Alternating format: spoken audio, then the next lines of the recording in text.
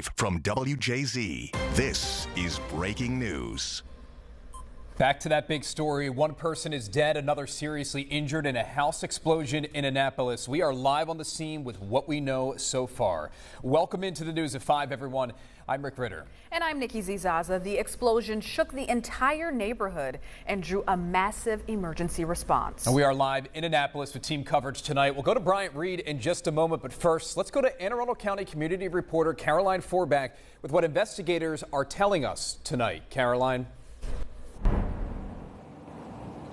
Fire officials say they actually believe that the explosion was started by a propane tank, and the fire chief says a vendor had come by the house about an hour before the explosion to supply it with propane. Anne Arundel County fire officials say the 911 calls from neighbors started coming in a little after 12:15, reporting a house explosion on Green Holly Drive with massive damage. It's a two-story structure that had collapsed the second floor onto the first floor from some type of explosion. Significant damage, including a debris field that extends about a half a block up the street. When first responders arrived, neighbors had extricated a woman from the debris and were trying to help.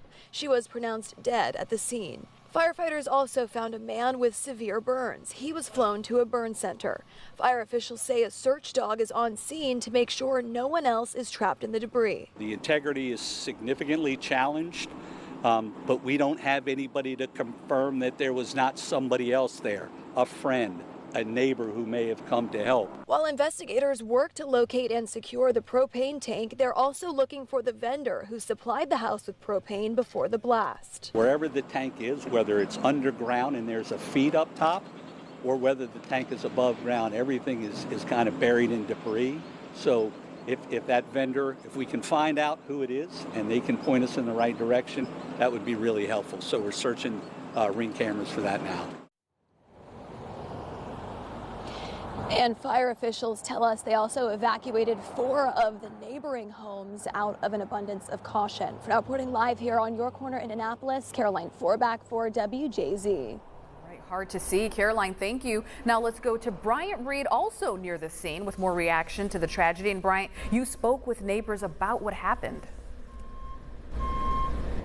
Yeah, Nikki, and let me tell you, there's a bit of shock and awe, as one could imagine, as they have all come by to see what this home looks like. I'll step out of the way, show you a little bit of a glance about what we're seeing. You see that home completely demolished. Officials say that the second floor collapsed on the first floor, and you can see the brick from that home that has completely collapsed on at least one of those vehicles and all the rubble that fire officials have to sift through. Now, even several hours later, neighbors keep coming by this scene, and some telling me that they actually knew the victims. They say that the victims were quiet but also friendly people, and it's just a shame that this has all happened.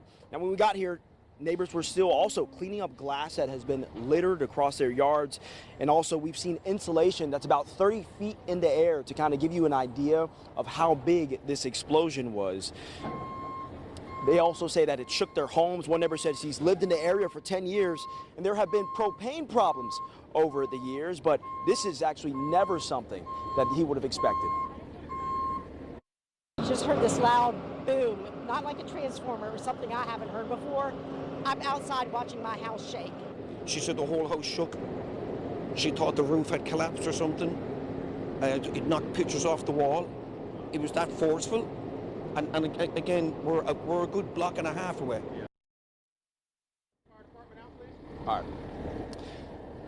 And guys, I'm gonna hurry up and get off here. They're asking us to move our vehicle so more of first responders can kind of get through the area, so we're going to do that. But neighbors saying that, neighbors and officials saying that they are going to keep checking propane levels in the area, and they're going to really try and get back in here, hopefully by the end of the night, to make sure that they can sift through some more of the rubble to make sure they can keep clearing their way and keep investigating, guys. But live tonight, Bryant Reed, WJZ. Thinking of all of those impacted tonight, Bryant, thank you. WJZ is the station you can count on whenever there is breaking news from your community. Download the CBS News app. Get those important news alerts sent straight to your phone.